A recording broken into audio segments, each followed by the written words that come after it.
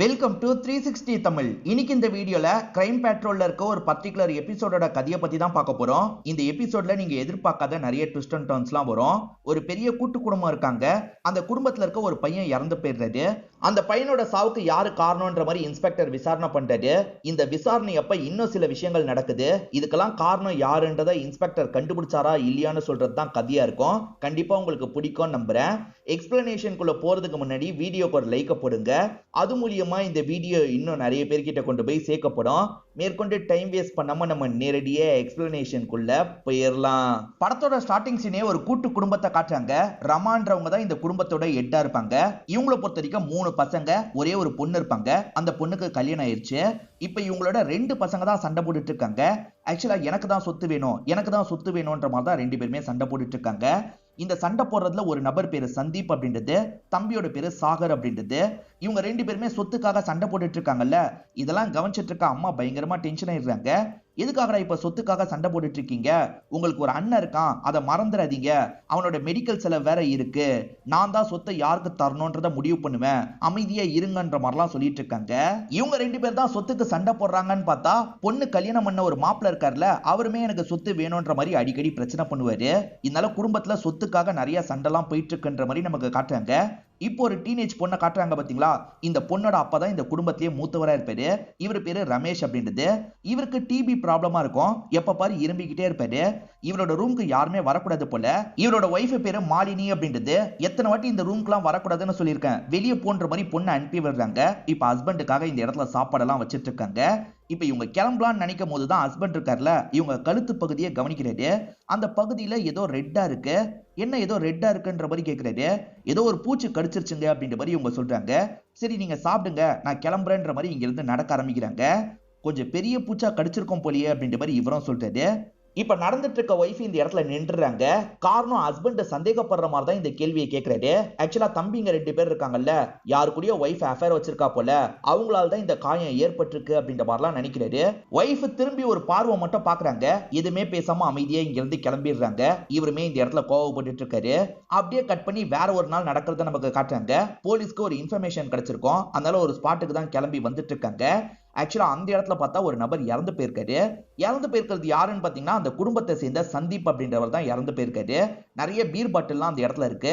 பாட்டிலால யாரோ ஃபோர்ஸா மண்டையில அடிச்சா எப்படி இருக்குமோ அந்த மாதிரி தான் அவர் விழுந்து கிடக்குறாரு. யாரோ கொலை பண்ணிட்டு இங்க இருந்து கிளம்பி போயிருக்காங்க போல அப்படின்ற மாதிரிலாம் யோசிக்கிறாங்க. இவர் யாரு என்னன்ற மாதிரிலாம் இவங்க இன்ஃபர்மேஷனை தெரிஞ்சுக்கிறாங்க. பேரு சந்தீப்ன்றது தெரிய வருது. இங்க கிடைக்கிற எல்லா விஷயத்தையும் கலெக்ட் பண்ணிக்கிறாங்க. அதே மாதிரி சந்தீப்போட ஃபேமிலிக்கு இன்ஃபர்மேஷனை கொடுத்துடுறாங்க. இப்ப பாடியை பார்க்கறதுக்காக ஃபேமிலியை சேர்ந்து எல்லாருமே வந்துட்டு இருக்காங்க. ஆக்சுவலா சந்தீப்போட ஒய்ஃப் பிரெக்னன்ட்டா இருக்கிறதுனால அம்மா வீட்டுக்கு போயிருப்பாங்க.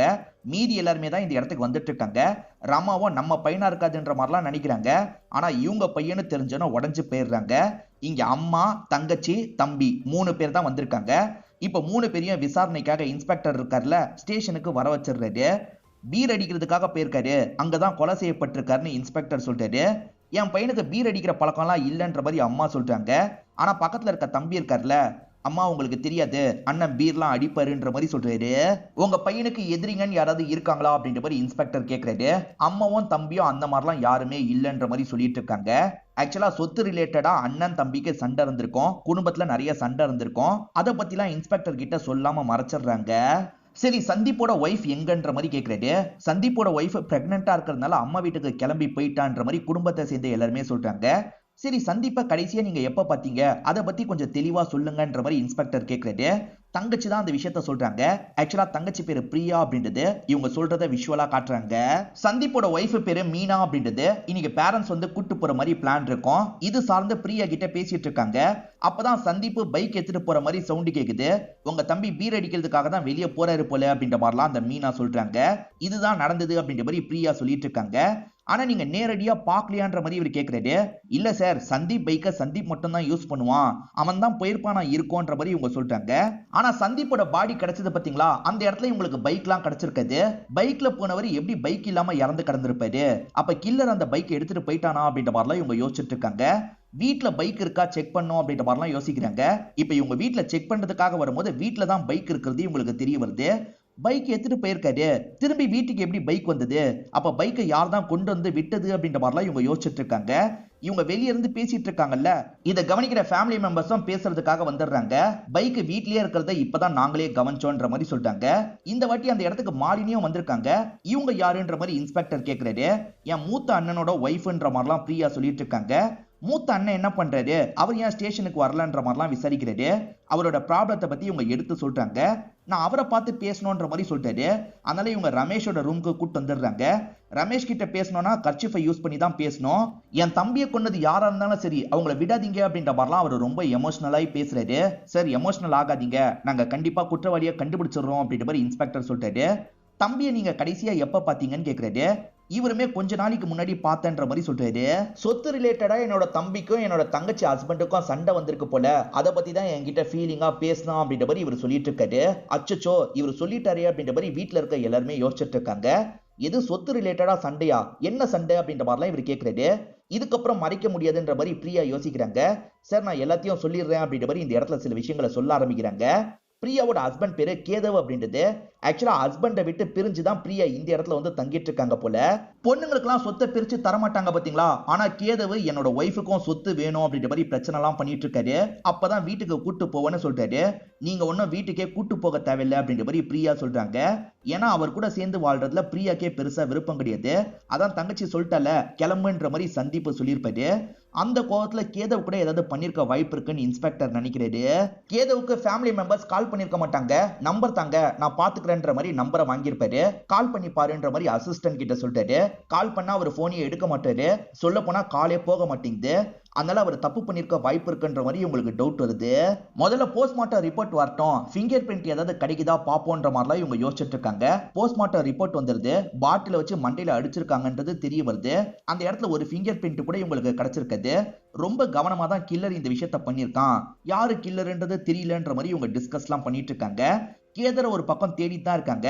சந்தீப் இறந்து போனதுல இருந்து கேதர் வீட்டு பக்கமே வரலன்றது உங்களுக்கு தெரிய வருது. இப்ப இன்னொன்னு அசிஸ்டன்ட் ஒரு தகவலை சொல்றதுக்காக வராரு. சார் எந்த கடையில அவன் பீர் வாங்கியிருக்கான்றத கண்டுபிடிச்சாச்சு, கடை பேரு இதுதான் அப்படின்ற மாதிரி சொல்லிட்டாரு. அந்த கடையில போய் விசாரிக்கலான்ற மாதிரி இவங்களுமே கிளம்பி வந்துடுறாங்க. உங்களுக்கு சந்தீப்பை தெரியுமான்ற மாதிரி கேக்குறாங்க. நல்லா தெரியும் சார், வாரத்துக்கு ஒரு தடவை மட்டும் பீரை வாங்க வருவார்னு சொல்றாரு. சந்தீப் கொல்லப்பட்ட நாள் வீக்கெண்டா இருக்கும், அன்னைக்கும் பீர் வாங்குறதுக்காக வந்திருப்பாரு. ஆனா 4-5 பீர் வாங்கியிருப்பாரு. எப்பவுமே 2 பீர் தான் சார் வாங்குவாரு, என்னன்னு தெரியல நேத்து 4-5 பீர்லாம் வாங்கிட்டு போனாரு அப்படின்ற மாதிரி சொல்றாரு. சரி எந்த பக்கமா போனாரு அப்படின்ற மாதிரி இவங்க கேக்குறாங்க. சரி இந்த பக்கமா தான் போனாரு அப்படின்ற மாதிரி ஒரு பக்கத்தை இவர் காட்டுறாரு. அவர் இறந்து போன இடம் ரைட் சைட்ல தான் இருக்கும், ஆனா அவர் லெஃப்ட் சைடுக்கா போயிருப்பாரு. எதுக்காக அவர் லெஃப்ட் சைடு போனாரு, லெஃப்ட் சைடு போனவர் எப்படி ரைட் சைடுக்கு வந்தாரு, ஒண்ணுமே புரிய மாட்டேங்குது.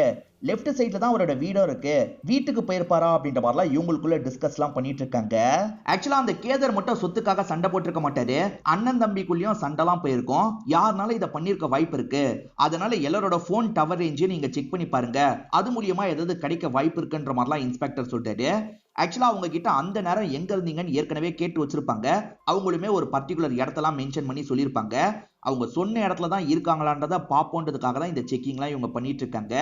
இவர் சொன்ன மாதிரியே அசிஸ்டன்ட் இருக்கார்ல, செக் பண்ணி ரிசல்ட்டை கொண்டு வந்து தராரு. அந்த ரமேஷ் ரூம்லயே தான் இருந்தேன்னு சொல்லியிருப்பாரு. அவரோட போன் டவர் ரூம்ல தான் காட்டுது. சரி அவரை விட்டுருவோம், மத்தவங்கள பாப்போன்ற மாதிரி பாக்குறாங்க. ஆக்சுவலா அந்த தம்பி சாகர் இருக்கான் பாத்தீங்களா, நான் சினிமா தியேட்டருக்கு போயிருந்தேன்ற மாதிரி சொல்லியிருப்பான். ஆனா அவனோட போன் டவர் காட்டவே காட்டாது. ஏன்னா அந்த சமயம் அவன் போனை ஆஃப்ல வச்சிருப்பான். ஆஃப்ல வச்சிருந்ததுனால அவன் மேல டவுட் வருது. அடுத்ததா கேதர் செக் பண்ணி பாக்குறாங்க. ஏறவரையா அந்த லொகேஷன் கிட்ட தான் அவர் இருந்திருக்காருன்னு தெரிய வருது. அதனால கேதர் மேலதான் இவங்களுக்கு ரொம்ப டவுட் வருது. அதே சமயம் சாகர் மேலேயே இவங்களுக்கு டவுட் வருது. கேதரை இப்ப பிடிக்க முடியல, சாகரை பிடிச்சி விசாரிப்போன்ற மாதிரி இன்ஸ்பெக்டர் சொல்லிட்டாரு. அதனால இவர் இருக்கார்ல, சாகரை இந்த இடத்துக்கு வர வச்சிடுறாரு. சந்தீப் இந்த டைம் தான் கொல்லப்பட்டிருக்காரு, அந்த டைம் நீ என்ன பண்ணிட்டு இருந்த திரும்ப சொல்லுன்னு கேக்குறாரு. சார் நான் தியேட்டர்ல இருந்தேன்ற மாதிரி இவன் சொல்றான். தியேட்டர்ல இருந்தனா எதுக்காக போன் ஆஃப்ல இருக்கு, போன் எதுக்காக ஆஃப் பண்ண அப்படின்ற மாதிரிலாம் கேக்குறாரு. சார் போன் ஆஃப் ஆனதே நான் கவனிக்கல சார், பேட்டரி இல்லாம தான் போன் ஆஃப் ஆயிருச்சு, நான் அதுக்கப்புறம் தான் கவனிச்சு சார்ஜ் போட்டேன் அப்படின்ற மாதிரிலாம் சொல்லிட்டாரு. ஆனா இவங்க பெருசா நம்ப மாட்டாங்க, குறுக்கு கேள்வி எல்லாம் கேட்டுட்டு இருக்காங்க. பையனை இவங்க புடிச்சு வச்சிருக்காங்கன்னு தெரிஞ்சோன்னா அம்மா இந்த இடத்துக்கு வந்துடுறாங்க. சார் சந்தீப்பை என்னோட சின்ன பையன் எப்படி சார் கொலை பண்ணிருப்பான், என் சின்ன பையன் எல்லாம் பண்ணிருக்க மாட்டான், உங்களால குற்றவாளியை கண்டுபிடிக்க முடியலன்றதுக்காக இப்படி டைவர்ட் பண்ணாதீங்க அப்படின்ற மாதிரிலாம் சொல்லிட்டாங்க. ஆக்சுவலா சொத்து ரிலேட்டடா இவங்க 2 பேருக்குள்ளயும் சண்டை வந்திருக்குல்ல, அப்புறம் விசாரிக்கிறதுல என்ன பிரச்சனை இருக்குன்ற மாதிரி இன்ஸ்பெக்டர் கேக்குறாரு. இன்ஸ்பெக்டர் வேற ஒரு விஷயத்தையும் சொல்றாரு. பீர் வாங்கினவர் திரும்பி வீட்டு பக்கம் போயிருக்காரு, வீட்டுக்கு வந்தாரா அப்படின்ற மாதிரி கேக்குறாரு. இப்ப பிரியா இருக்காங்கல்ல, ஆமா சார் அண்ணன் வந்ததை நான் பார்த்தேன்ற மாதிரி சொல்றாங்க. இவங்க ஆள்ல நடந்து போயிட்டு இருக்கும் போது அண்ணன் கிராஸ் பண்ணி போயிருப்பாரு, அண்ணனை பார்த்தேன் ஆனா கையில பீர் பாட்டில்லாம் இல்லன்ற மாதிரி சொல்றாங்க. இது பீர் பாட்டில் இல்லையா, ஒருவேளை பைக்லயே தொங்க விட்டு போயிருப்பாரா இருக்கும் அப்படின்ற மாதிரிலாம் இவர் யோசிக்கிறாரு. திரும்பி பைக் எடுத்துட்டு கிளம்பி போயிருக்காரு போல அப்படின்ற மாதிரிலாம் நினைச்சிட்டு இருக்காங்க. இப்பதான் இந்த சாகருக்கு போன் கால் வருது. அண்ணி தான் கால் பண்றாங்க. அண்ணனுக்கு ரொம்ப உடம்பு முடியலன்ற மாதிரி தான் சொல்றாங்க. இத பத்தி இவரும் இங்க இருக்கவங்க கிட்ட சொல்றாரு. ப்ளீஸ் சார் நான் போனன்ற மாதிரி கேக்குறாரு. சரி போய்க்கோன்ற மாதிரி இவரும் சொல்றாரு. இப்ப எல்லாருமே சேர்ந்த மாதிரி வேகமா இங்க இருந்து கிளம்புறாங்க. ஆக்சுவலா இந்த ரமேஷ்க்கு பயங்கரமா இருமல் வந்துட்டு இருக்கு, லைட்டா ரத்தம்லாம் வர ஆரம்பிக்குது. இத பாக்குற அம்மா பொண்ணு பயங்கரமா ஃபீல் பண்ணிட்டு இருக்காங்க. இப்பதான் குடும்பத்தை சேர்ந்து எல்லாருமே வந்திருக்காங்க. ஆக்சுவலா இந்த ஒய்ஃப் இருக்காங்கல்ல, டாக்டருக்கு கால் பண்ணதா மாமியார் கிட்ட சொல்றாங்க. இது டாக்டருக்கு கால் பண்ணியா, இங்கிலீஷ் மருத்துவம்லாம் என்னோட பையனுக்கு செட் ஆகாது, நான் உனக்கு எத்தனை வாட்டி சொல்றது அப்படின்ற மாதிரிலாம் கேட்டுட்டு இருக்காங்க. இந்த நேரத்துல கூட இப்படி பண்ணாதீங்க, டாக்டர் பார்க்கட்டும் அப்படின்ற மாதிரிலாம் மாலினி சொல்றாங்க. சரின்ற மாதிரி ரமாவும் ஏத்துக்கிறாங்க. இப்ப டாக்டர் இருக்காரு பாத்தீங்களா, இவருக்கு செக்லாம் பண்ணி பாக்குறாரு. இவரோட ஹெல்த் கண்டிஷன் ரொம்ப மோசமா இருக்குன்றத டாக்டர் புரிஞ்சுக்கிறாரு. இப்ப தம்பியான சாகர் கிட்ட பேசுறாரு. இதே மாதிரி வச்சிருந்தீங்கன்னா சீக்கிரமா இவர் இறந்து போயிடுவாரு, சீக்கிரமா ஹாஸ்பிட்டலுக்கு கொண்டு வந்து சேருங்கன்ற மாதிரிலாம் சொல்லிட்டு போறாரு. இத பத்திலாம் சாகர் அம்மா கிட்ட சொல்றாரு. இப்பயும் அம்மா ஏத்துக்க மாட்டாங்க. என் பையனை எப்படி பாத்துக்கணும்னு எனக்கு தெரியும், இந்த இங்கிலீஷ் மெடிசன்லாம் நான் நம்ப மாட்டேன், நாட்டு மருத்துவம் மூலியமாவே என்னோட பையனை காப்பாத்திடுவேன்ற மாதிரி சொல்லிட்டு இருக்காங்க. இது எல்லாத்தையும் மாலினியும் பொண்ணும் தள்ளி இருந்து கவனிச்சிட்டு இருக்காங்க. பயங்கரமா ஃபீல் பண்ணிட்டு இருக்காங்க. அப்படியே கட் பண்ணி 2 நாள் கழிச்சு நடக்கிறத நமக்கு காட்டுறாங்க. இப்ப சாகர் இருக்காருல, கம்ப்ளைண்ட் கொடுக்கறதுக்காக ஸ்டேஷனுக்கு வந்திருக்காரு. என் அம்மாவும் தங்கச்சியும் மிஸ் ஆகுறாங்க அப்படின்ற மாதிரி சொல்லிட்டாரு. இது மிஸ் ஆகுறாங்களா எப்படின்ற மாதிரிலாம் இன்ஸ்பெக்டர் கேட்டுட்டு இருக்காரு. சார் நீங்க இந்த கேஸை விசாரணை பண்றதுல அம்மாக்கு முழு திருப்தி இல்ல, அம்மா சிபிஐ கிட்ட இந்த கேஸை கொண்டு போனோம்னு நினைச்சாங்க, இது சார்ந்து பேசுறதுக்காக ஒருத்தரை பார்க்க போறேன்ற மாதிரி தான் கிளம்பி போனாங்கன்ற மாதிரி சொல்லிட்டாரு. கூட என்னோட தங்கச்சியும் போனான்ற மாதிரி சொல்லிட்டாரு. இவர் தான் வீட்டு வாசல்ல ஆட்டோ ஏத்தி அனுப்பி வச்சதா சொல்லிட்டாரு. அந்த ஆட்டோ டிரைவர் தெரிஞ்சவரா அப்படின்ற மாதிரி இன்ஸ்பெக்டர் கேக்குறாரு. தெரிஞ்சவர் தான் சார் அப்படின்ற மாதிரி சொல்லிட்டாரு. உடனே அந்த ஆட்டோ டிரைவரை லாக் பண்ணி விசாரிக்கணும்ன்ற மாதிரி யோசிக்கிறாங்க. இப்ப ஆட்டோ டிரைவரை வர வச்சிடுறாங்க. எங்க இறக்கி விட்டீங்கன்ற மாதிரி கேக்குறாங்க. சார் பஸ் ஸ்டாப் கிட்ட தான் இறக்கி விட்டேன்ற மாதிரி சொல்றாரு. இவர் சொல்றதும் உண்மை மாதிரி தான் இருக்கு. அங்க இருந்து அவங்க எங்க போனாங்கன்னு செக் பண்ண முடியல, ஏன்னா அந்த பகுதியில சிசிடிவி எல்லாம் இருந்திருக்காது. இப்ப அவங்க 2 பேர் மிஸ் ஆகி ஏறக்குறைய ஒரு 3 நாள் ஓடி போயிருது. இந்த தம்பி சாகர் இருக்கார்ல, பயங்கரமா ஃபீல் பண்ணிட்டு இருக்காரு. சந்தீப்போட போட்டோ எல்லாம் பார்த்து தான் ஃபீல் பண்ணிட்டு இருக்காரு. ரமேஷ் ரூமை விட்டு வெளியவே வர மாட்டாரு. ஆனா இப்ப ரமேஷ் வெளியே வந்துடுறாரு. ரொம்ப நேரமா யாருமே ரூம்குள்ள வரல போல, அதனால தான் பேசுறதுக்காக வெளியே வந்துடுறாரு. இத பாக்குற இவர் ரொம்ப கோவப்படுறாரு. அண்ணன் ரூமை விட்டு வெளியே வராதுன்னு எத்தனை வாட்டி உனக்கு சொல்லியிருக்கோம், வெளியே வராம இருக்க மாட்டியா, உள்ள போன்ற மாதிரிலாம் சொல்லிட்டாரு. ஒய்ஃபுமே இந்த இடத்துக்கு வந்துடுறாங்க. நீங்க எதுக்காக வெளியே வந்தீங்க, உள்ள போங்கன்ற மாதிரிலாம் சொல்லிட்டு இருக்காங்க. இதை கேட்கிற ஹஸ்பண்டுக்கு கோவம் வந்துருது. எதுக்காக என்ன உள்ள அனுப்புறதே குறியா இருக்கீங்க, என்ன உள்ள அனுப்பிட்டு நீங்க ஏதாவது பண்ணுவீங்களான்ற மாதிரிலாம் கேட்கிறாரு. அதாவது கொஞ்சம் தப்பா கேட்டுட்டு இருக்காரு. இதை கேட்கிற ஒய்ஃபுக்கும் இந்த தம்பிக்கும் ரொம்ப கஷ்டமா இருக்கு. என்னென்ன இப்பெல்லாம் பேசிட்டு இருக்க, நீ முதல்ல கிளம்புன்ற மாதிரி தம்பி சொல்றாரு. சந்தீப் எப்படி கொல்லப்பட்டாருன்றதையே இன்ஸ்பெக்டர் கண்டுபிடிக்கல. இதுக்கு நடுவுல அம்மா பொண்ணு வேற மிஸ் ஆயிடுறாங்க. இதனால இன்ஸ்பெக்டர் தலையை பிச்சுக்கிறாரு. இப்பதான் அசிஸ்டன்ட் மூலியமா ஒரு இன்ஃபர்மேஷன் கிடைக்குது. ஆக்சுவலா அந்த நாள் சாகர் படத்துக்கு போயிருந்தேன் அப்படின்ற மாதிரி சொல்லியிருப்பாரு. அன்னைக்கு அவர் தியேட்டருக்கு போலன்றதை இவங்க கன்ஃபார்ம் பண்ணிடுறாங்க. இவர் எந்த தியேட்டரை சொன்னாரோ அந்த தியேட்டர்ல விசாரணை பண்ணி தான் இந்த விஷயத்தை இவங்க கன்ஃபார்ம் பண்ணியிருப்பாங்க. அப்ப அந்த சாகர் கிட்ட விசாரிக்கணும்ன்ற மாதிரி வர வச்சிடுறாங்க. சாகர் அந்த நாள் தியேட்டர்ல இருந்ததா தானே சொன்னேன், ஆனா நீ தியேட்டருக்கு போலன்றது தெரிஞ்சிருச்சு, திட்டமிட்டு போனையும் ஆஃப் பண்ணிருக்க, டவர் ரேஞ்சை வச்சு கண்டுபிடிச்சிடக்கூடாதுன்றதுக்காக தான் இப்படி பண்ணிருக்க, சந்தீப்பை நீ தான் கொலை பண்ணிருக்க அப்படின்ற மாதிரி சொல்லிட்டாரு. சார் என் அண்ணனை போய் நான் எப்படி சார் கொலை பண்ணுவேன், சத்தியமா நான் இந்த விஷயத்த பண்ணல சார், போனு தெரியாம தான் சுவிட்ச் ஆஃப் ஆச்சு சார், வேணும்ட்டே பண்ணல, ஆனா நான் சொன்னது போய் தான், நான் வேற ஒரு இடத்துக்கு தான் போனேன்ற மாதிரி சொல்லிட்டாரு. இப்போ புதுசா என்ன கதை சொல்ல போறேன் அப்படின்ற மாதிரிலாம் இன்ஸ்பெக்டர் கோவப்படுறாரு. சார் நான் உண்மையை தான் சொல்றேன், என்னோட லவ்வரை பார்க்கறதுக்காக தான் போனேன், அவ வீட்டுல யாருமே இல்லைன்னு சொல்லி கால் பண்ணி கூப்பிட்டா, அதனால சந்தோஷமா இருக்கிறதுக்காக போனேன், இதை உங்ககிட்ட சொல்ல முடியாது இல்ல சார், அதனால தான் வேற மாதிரி சொன்னன்ற மாதிரிலாம் இவன் சொல்றான். இப்பயும் இன்ஸ்பெக்டரால இந்த விஷயத்த நம்ப முடியல. வீட்டுக்கு தெரியாம அந்த லவ்வரை இந்த இடத்துக்கு கூட்டுவாங்கன்ற மாதிரி சொல்லிட்டாரு. இப்ப லவ்வரை கூட்டு வந்துடுறாங்க. இவன் சொல்றது உண்மையான்ற மாதிரி கேட்கறாங்க. ஆமா சார் உண்மையா இதுதான் நடந்தது அப்படின்ற மாதிரி சொல்றாங்க. தயவு செஞ்சு வீட்டுல சொல்லிடாதீங்கன்ற மாதிரி சொல்றாங்க. சாகர் பண்ணலனா அப்ப கேதர் தான் பண்ணிருக்க வாய்ப்பு இருக்குன்ற மாதிரி இவர் யோசிச்சுட்டு இருக்காரு. இப்ப மாலினியும் பொண்ணும் சேர்ந்த மாதிரி மார்க்கெட்ல காய்கறி எல்லாம் வாங்கிட்டு இருக்காங்க. அப்ப பைக்ல 2 பேர் வராங்க. இந்த மாலினி அட்டாக் பண்றதுக்காக தான் வந்துட்டு இருக்காங்க. இத பொண்ணு நல்ல வேலையா கவனிச்சிடுறா. அம்மா ஆளுங்க வராங்கன்ற மாதிரி சொல்றா. மாலினி கடைசி நேரத்துல விலகிடுறாங்க. கையில லைட்டா வெட்டு மட்டும் தான் படுது. மாலினிக்கு அட்டாக் நடந்திருக்குன்னு தெரிஞ்சோன்னா இன்ஸ்பெக்டர் வீட்டுக்கு வந்துடுறாரு. உங்களையும் யாரோ கொல்றதுக்கு ட்ரை பண்ணிருக்காங்களா, அட்டாக் பண்ணது யாருன்றத கவனிச்சிங்களா அப்படின்ற மாதிரி மாதிரிலாம் கேக்குறாரு. இல்ல சார் ஹெல்மெட் போட்டிருந்தாங்க தெரியலன்ற மாதிரிலாம் இவங்க சொல்லிட்டு இருக்காங்க. ஆனா இந்த சின்ன பொண்ணு இருக்கால, சார் நான் கவனிச்சேன், முன்னாடி உட்காந்துட்டு இருந்தவரோட மூக்குல ஒரு மாதிரி கருப்பா இருந்ததுன்ற மாதிரி சொல்றா. அதை அடையாளமா வச்சு யாருன்றதை கண்டுபிடிக்கணும்ன்ற மாதிரி இன்ஸ்பெக்டர் யோசிக்கிறாரு. ரெகுலரா இந்த மாதிரி கிரைம் பண்றவங்க இருப்பாங்கல்ல, அது கூட மேட்ச் பண்ணி பாருங்கன்னு சொல்றாரு. இன்ஸ்பெக்டர் இப்ப ரமேஷ் கிட்ட பேசுறதுக்காக வந்திருக்காரு. உங்க தம்பி சந்தீப் கொல்லப்பட்டிருக்காரு, அம்மா தங்கச்சி காணாம போயிருக்காங்க, இதுக்கெல்லாம் காரணமா யார் இருப்பாங்கன்னு நினைக்கிறீங்கன்ற மாதிரி கேக்குறாரு. சார் என்ன பொறுத்த வரைக்கும் கேதர் மேலதான் எனக்கு டவுட் இருக்கு. எங்க குடும்பத்து மேல ரொம்ப கோவத்துல இருந்தான், அவன் கூட இதெல்லாம் பண்ணிட்டு இருக்க வாய்ப்பு இருக்கு, நீங்க அவனை பிடிச்சி விசாரிங்கன்ற மாதிரி சொல்லிட்டாரு. நாங்களும் அவனை தான் தேடிட்டு இருக்கோம், எங்க கிட்ட சிக்கவே மாட்டான் அப்படின்ற மாதிரி இன்ஸ்பெக்டர் சொல்றாரு. நம்ம வேற ஆங்கிள்லயும் இந்த கேஸை விசாரணை பண்ணோம் அப்படின்ற மாதிரிலாம் இவங்க யோசிக்கிறாங்க. ஆக்சுவலா அந்த குடும்பத்தை சேர்ந்தவங்களுக்கு ஒரு இடத்துல விவசாய இடம் இருக்கும். அந்த இடத்துல தினேஷ்ன்றவர் தான் விவசாய வேலையெல்லாம் பண்ணிட்டு இருக்காரு. இந்த குடும்பத்துக்காக தான் இந்த வேலையை பண்ணிட்டு இருக்காரு. அவரு நிறைய இந்த குடும்ப மெம்பர்ஸ் கிட்ட பேசியிருக்காருன்றது இவங்களுக்கு தெரிய வருது. சரி அவரை கூப்பிட்டு விசாரிச்சு பார்ப்போம் அப்படின்ற மாதிரி இவங்களுமே இந்த இடத்துக்கு வர வச்சிடுறாங்க.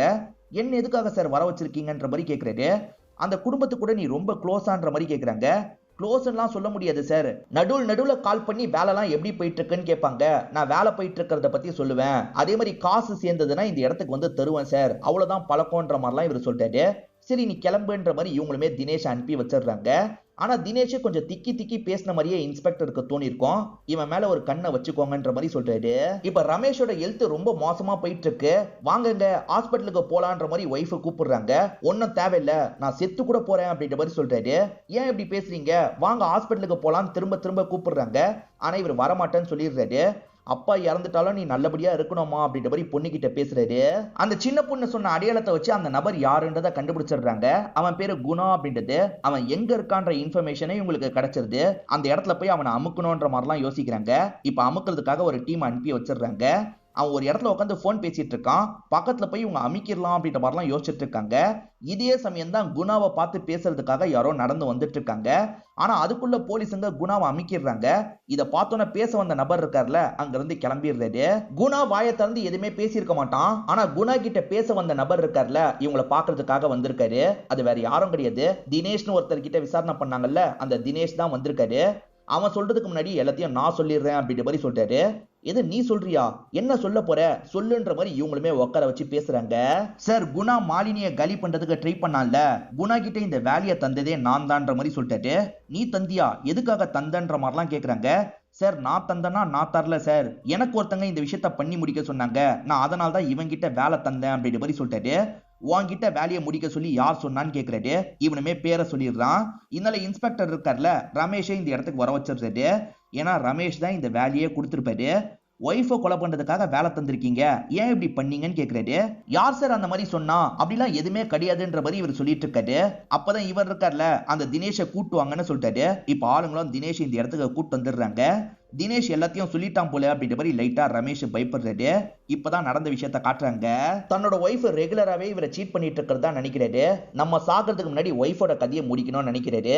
நீ ஆளை செட் பண்ணி கதையை முடிச்சிரு, இந்த செயினை வச்சுக்கோ, மீதி காசை நீயே எடுத்துக்கோ அப்படின்ற மாதிரிலாம் சொல்லிட்டு இருக்காரு. இவன் முதல்ல தயங்குறான். நான் சொல்றேன்ல கேளுன்ற மாதிரி சொல்றாரு. சரி நான் பண்றேன்ற மாதிரி இவனுமே ஏத்திருப்பான். வாட்டி மிஸ் ஆயிடுச்சுல்ல, அதனால ரெண்டாவது வாட்டி குணா கிட்ட பேசுறதுக்காக போகும்போது தான் போலீஸ் குணாவை லாக் பண்ணிருப்பாங்க. இவனுக்கு பயம் வந்திருக்கும், அதனால தான் எல்லா விஷயத்தையும் சொல்லிடுறான். இதை கேட்டு முடிக்கிற இன்ஸ்பெக்டர் இருக்கார்ல, நீங்க தான் சந்தீப்பையும் கொலை பண்ணிருக்கீங்க, சந்தீப்க்கும் உங்க ஒய்ஃப்க்கும் அஃபேர் போறதா நீங்க சந்தேகப்பட்டு தான் இப்படி பண்ணிருக்கீங்க, எப்படி பண்ணிருக்க வாய்ப்பு இருக்கு நான் சொல்றேன்ற மாதிரி சொல்ல ஆரம்பிக்கிறது. இன்ஸ்பெக்டர் சொல்ற விஷயத்த நமக்கு விஷுவலா காட்டுறாங்க. ஆக்சுவலா தம்பி எப்பயாவது அண்ணனை பாக்குறதுக்காக வருவார்ல, அந்த மாதிரி சண்டே பாக்குறதுக்காக வந்திருப்பாரு. அப்படி வந்த தம்பி கிட்ட இவர் ரொம்ப சோகமா பேசுறாரு. ரூம்குள்ளேயே இந்த மாதிரி அடைஞ்சு கிடக்கிறது ரொம்ப கஷ்டமா இருக்குடா, உன் கூட சேர்ந்து ஒரு பீர் அடிக்கணும்டா, அண்ணனுக்காக பீர் வாங்கிட்டு வரியா, நம்ம வெளியே போய் பீர் குடிக்கலாம் அப்படின்ற மாதிரிலாம் சொல்லிட்டாரு. அண்ணன் அதெல்லாம் இந்த டைம்ல கூடாதுன்ற மாதிரி சந்தீப் சொல்றாரு. ப்ளீஸ் அப்படின்ற மாதிரிலாம் இவர் ரொம்ப கெஞ்சி கேட்கறாரு. இதனால சந்தீப்பும் சரின்ற மாதிரி ஏத்திருப்பாரு. சந்தீப் இருக்கார்ல, கடையில போய் பீரெல்லாம் வாங்கிட்டு வந்துடுறாரு. அண்ணனுக்கு சிக்னல் கொடுத்து கூப்பிடுறாரு. வீட்டுல இருக்க யாருக்குமே தெரியாம இவர் இருக்கார்ல கீழே வந்துடுறாரு. அதுக்கப்புறம் ரெண்டு பேருமே சேர்ந்த மாதிரி தான் பைக்ல ஏறி கிளம்பி இருப்பாங்க. அந்த பகுதியில உட்காந்து ரெண்டு பேருமே பீர்லாம் குடிச்சிட்டு இருக்காங்க. என்னென்ன நீ குடிக்கவே மாட்டே அப்படின்ற மாதிரி சந்தீப்பை கேட்கிறாரு. இல்லடா என்னால அவ்வளவுதான் குடிக்க முடியும்ன்ற மாதிரிலாம் இவர் சொல்லிட்டாரு. நல்லா தம்பியை பீரை குடிக்க வச்சிடுறாரு. தம்பி இப்ப மயக்கத்துல இருக்கும் போது இவர் பாட்டில வச்சு மண்டையிலேயே ஒரு போடு போடுறாரு. சாவுன்ற மாதிரி பைக் எடுத்துட்டு அங்க இருந்து கிளம்பிடுறாரு. பைக்கை சைலண்டா நிறுத்திட்டு இவர் ரூம்குள்ள வந்து படுத்திருப்பாரு.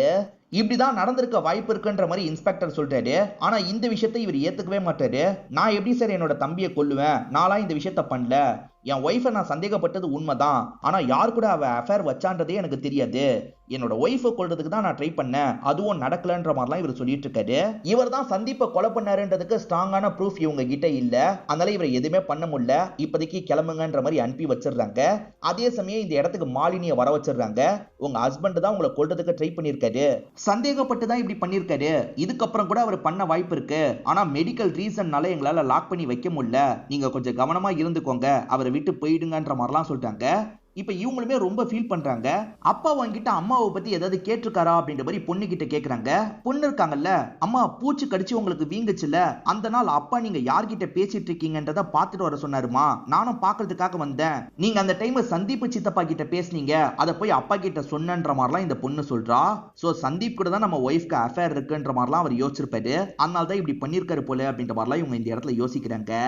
கேதர்னு ஒரு நபரை இவங்க ரொம்ப நாளா தேடிட்டு இருக்காங்க பாத்தீங்களா. இப்பதான் போலீஸ் இன்ஃபார்மர் ஒருத்தர் அவர் போயிட்டு இருக்கிறத கவனிக்கிறாரு. இப்ப உடனே ஆளுங்களுக்கு கால் பண்ணி தகவலை கொடுக்குறாரு. நான் டீம் அனுப்புறேன், அவனை உடனே அமுக்கணும்ன்ற மாதிரி அசிஸ்டன்ட்டும் சொல்றாரு. ஒரு வழியா அவரை அமுக்கிடுறாங்க.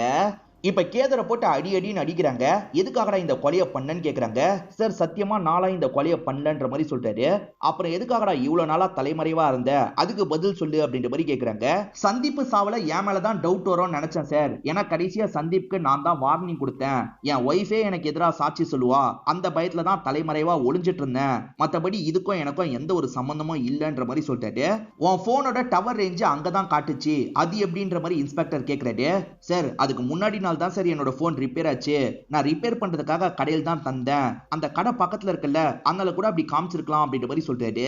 இவரு சொல்றதும் நம்புற மாதிரி தான் இருக்கு. இவங்க வேற ஆங்கிள் விசாரணை பண்ணிட்டு இருக்காங்க. ஆக்சுவலா தினேஷ்னு ஒருத்த மேல இவங்களுக்கு டவுட் இருந்தது இல்ல, அவன் யார்கிட்ட எல்லாம் பேசியிருக்கான்றதை இவங்க செக் பண்றாங்க. அப்படி செக் பண்ணும்போது சில விஷயங்கள் இவங்களுக்கு தெரியுது.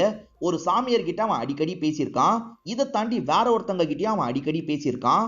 இவங்க 3 பேருமே சேர்ந்து ஏதோ பண்ணிருக்காங்க போல அப்படின்ற மாதிரிலாம் இவங்க யோசிக்க ஆரம்பிக்கிறாங்க. அந்த தினேஷை 4 சாத்துனா உண்மையை ஒத்துப்பான்ற மாதிரி யோசிக்கிறாங்க.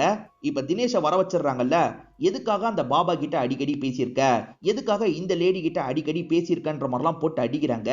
சார் நான் எல்லாத்தையும் சொல்லிடுறேன் அப்படின்ற மாதிரி இவன் பயந்துகிட்டே சொல்ல ஆரம்பிக்கிறான். ஆக்சுவலா இவன் தான் அந்த 2 பேரை கொலை பண்ணிருக்கான் போல. பாடி எங்கன்ற மாதிரிலாம் இவர் கேட்கிறாரு. நான் கூட்டு போய் காட்டுறேன்ற மாதிரி இவனும் அந்த ஃபீல்டுக்கு கூட்டு வந்துடுறான். அதாவது விவசாயம் பண்றதுக்கு இடம் இருக்கு பாத்தீங்களா, அங்க இருக்க பகுதியில தான் இவன் 2 பேரையும் புதைச்சு வச்சிருக்கான் போல. இவன் சொல்ற இடத்துல தோண்டி பாக்குறாங்க. பிரியாவோட பாடியும் ரமாவோட பாடியும் கிடைச்சிருது. இதுக்கு காரணமா இருக்கவங்களோட பேரையும் இவன் சொல்லிடுறான்ல. இப்ப அவங்கள அமுக்கிறதுக்காக போறாங்க. அது யாருன்னு பார்த்தா அது மாலினியா தான் இருக்கும். அம்மாவை எதுக்காக கூட்டு போறீங்க, விடுங்கன்ற மாதிரிலாம் பொண்ணு சொல்றா. அதை மீறிய இவங்க இருக்காங்கல்ல, மாலினியை அரெஸ்ட் பண்ணி ஸ்டேஷனுக்கு கூட்டு வந்துடுறாங்க. எதுக்காக இந்த விஷயத்த பண்ணீங்கன்ற மாதிரி இவர் கேட்கிறாரு. மாலினியும் காரணத்தை சொல்றாங்க. என் லைஃப் இப்படி மாறினதுக்கே என்னோட மாமியார் தான் காரணம்ன்ற மாதிரி சொல்லிட்டாங்க. ஆக்சுவலா ஹஸ்பண்டுக்கு முடியாம போச்சு பாத்தீங்களா, உடனே ஒரு டாக்டரை பார்த்திருந்தா ப்ராப்ளம் சால்வ் ஆயிருக்கும். ஆனா அந்த லேடி அதுக்கு விட்டுருக்கவே மாட்டாங்க. நாட்டு மருத்துவம் பண்றன்ற மாதிரி தான் இப்படி மாத்திருப்பாங்க. அந்த லேடிக்கு மாந்திரிகத்துல கொஞ்சம் நம்பிக்கை இருக்கும். அதனால தினேஷை வச்சு இவங்க ஒரு பிளான் பண்ணிருப்பாங்க. தினேஷ் இருக்காரு பாத்தீங்களா, ஒரு பாபா கிட்ட கூட்டு வந்திருப்பாரு. உங்க பையன் சந்தீப்பை கொலை பண்ணது யாருன்றதை கண்டுபிடிக்கிறேன், அதே மாதிரி உங்க குடும்பத்துல இருக்க கஷ்டங்கள்லாம் போறதுக்கு பூஜை பண்றேன் அப்படின்ற மாதிரிலாம் இந்த இடத்துல பூஜை பண்ணிட்டு இருக்காரு. பூஜை பண்ற மாதிரி பாவல தான் பண்ணிட்டு இருக்காரு. ஆக்சுவலா இவர் மயக்க மருந்து மாதிரிலாம் கலந்து வச்சிருப்பாரு. இந்த தீர்த்தத்தை குடிங்கன்ற மாதிரி சொல்லிட்டாரு. இவங்க 2 பேருமே நம்பி தீர்த்தத்தை குடிக்கிறாங்க. அதை குடிச்சோன்னே இவங்க 2 பேருமே மயக்கம் போட்டு விழுறாங்க. இப்ப பாபாவும் தினேஷும் மாத்தி மாத்தி சிரிச்சுக்கிறாங்க. தினேஷ் இருக்கார்ல, இவங்க 2 பேரோட கழுத்தை வெட்டி சாவடிச்சிடுறாரு. இப்ப மூட்டையில கட்டி இவங்க 2 பேருமே டிஸ்போஸ் எல்லாம் பண்ணிடுறாங்க. இந்த விஷயத்த பண்றதுக்காக 6 லட்சம் ரூபாய் மாலினி கிட்ட இருந்து வாங்கியிருப்பாரு.